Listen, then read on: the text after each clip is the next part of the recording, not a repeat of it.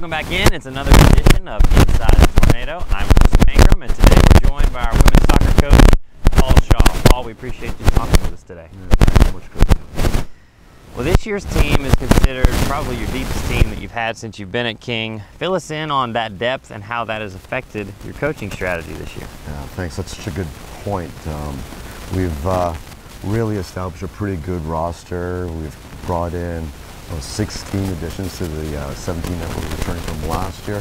So just based on sheer numbers, we can have very effective practices. That group that's also come in has bought into our core values, and we spent a lot of time trying to get them out here. The players that have returned, they are the backbone of our core values. So it's really been good to see our team come together. Spent a lot of time in the off season.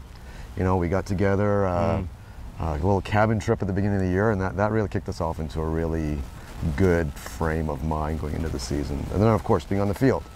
We've got some very competitive athletes that are happy to represent King. We chatted with one of your players earlier this year, and she mentioned that trip to Gatlinburg, to Gatlinburg, I believe. So you have to do that again sometimes. Boy, it seemed to work wonders for you. Awesome trip. Your team currently sits in first place in this newly established Northwest Division, 3 wins against your division opponents. What are some of the reasons for some of your early success this year?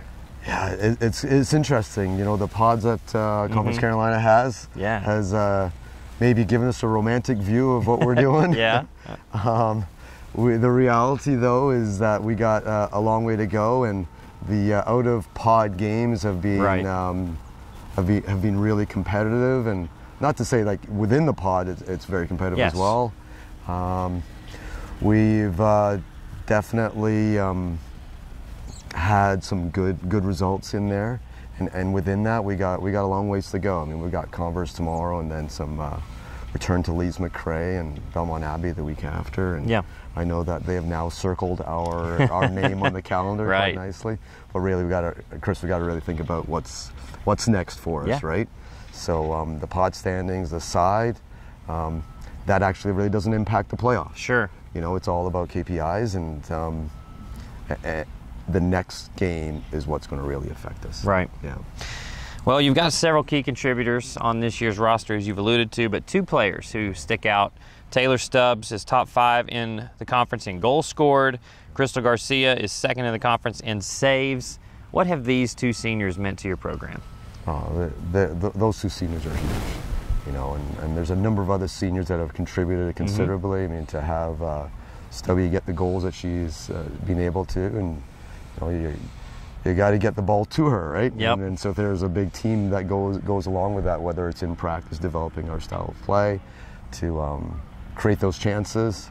We've had some fantastic players that have contributed, whether it's assists or other goals, which has helped us get those results.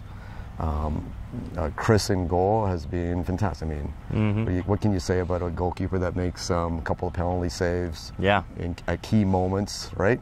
And again, with her, she's got a back line, and she's got, I tell you, one of the really exciting things about Chris is that we've got 2 first-year goalkeepers that are working with her, and they absolutely have the bond between the goalkeeper team has been huge.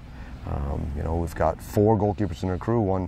One is out with a long-term injury, but the 4 of them have just been a fantastic group to see bond together. Sure. So I'm sure that one of the first things that Chris would say is that she's got some teammates behind her that are really supportive and loving her.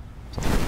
Well, your conference record has been hovering right around 500 all year. I know you've got some room to grow, as you've said earlier.